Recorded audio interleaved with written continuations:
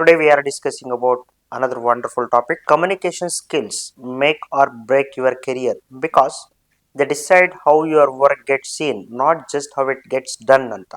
ಕನ್ನಡದಲ್ಲಿ ಹೇಳೋದಾದ್ರೆ ಸಂವಹನ ಕೌಶಲ್ಯಗಳು ನಿಮ್ಮ ವೃತ್ತಿ ಜೀವನವನ್ನ ರೂಪಿಸಬಹುದು ಅಥವಾ ಹಾಳು ಮಾಡಬಹುದು.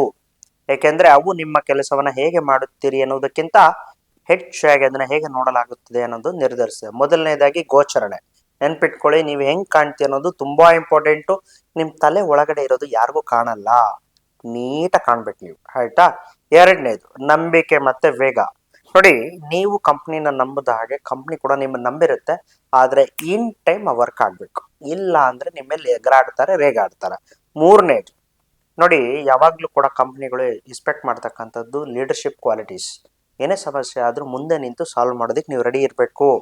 ಮತ್ತೆ ನಿಮ್ಮ ವೃತ್ತಿ ವಿಮೆಗಳು, ಆಯ್ತಾ. ಉದಾಹರಣೆಗೆ ಇವತ್ತು ಏನೆಲ್ಲ ರೆಗ್ಯುಲರ್ ಆಗಿ ಪ್ರೆಸೆಂಟ್ ನಮಗೆ ನೆಸೆಸಿಟಿ ಇದೆ ಅದನ್ನ ಮಾಡೋದಕ್ಕೆ ರೆಡಿ ಇರಬೇಕು.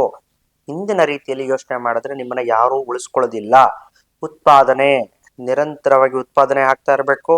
ನಿಮ್ಮ ಪ್ರೊಡಕ್ಟಿವಿಟಿ ಮತ್ತೆ ಅದು ಕಂಪ್ನಿಗೆ ಹೆಂಗ್ ವರ್ಕ್ ಆಗುತ್ತೆ, ಜೊತೆಗೆ ನಿಮ್ಮ ಸ್ಕಿಲ್ಸ್ ಇವೆಲ್ಲ ಸೇರಿಸ್ಕೊಂಡ್ರೆ ಮಾತ್ರನೇ ನೀವು ಸಂವಹನ ಕೌಶಲ್ಯಗಳನ್ನ ಸರಿಯಾದ ರೂಪದಲ್ಲಿ ನಿರೂಪಿಸ್ಕೊಂಡ್ರೆ ಮಾತ್ರ ನಿಮ್ಮ ಸಂಸ್ಥೆಗಳಲ್ಲಿ ಅಥವಾ ನೀವು ಸಂಸ್ಥೆಗಳನ್ನ ಕಟ್ಟಬಹುದು ಅಂತ ಹೇಳ್ತಾ ಈ ವಿಡಿಯೋ ಮುಗಿಸ್ತಾ ಇದ್ದೀನಿ. ಸೊ ಇಂಥ ಒಂದು ಮತ್ತಷ್ಟು ಮಾಹಿತಿಗಳಿಗಾಗಿ ನಮ್ಮ ಚಾನಲ್ನ ರೆಗ್ಯುಲರ್ ಆಗಿ ನೋಡ್ತಾ ಇರಿ.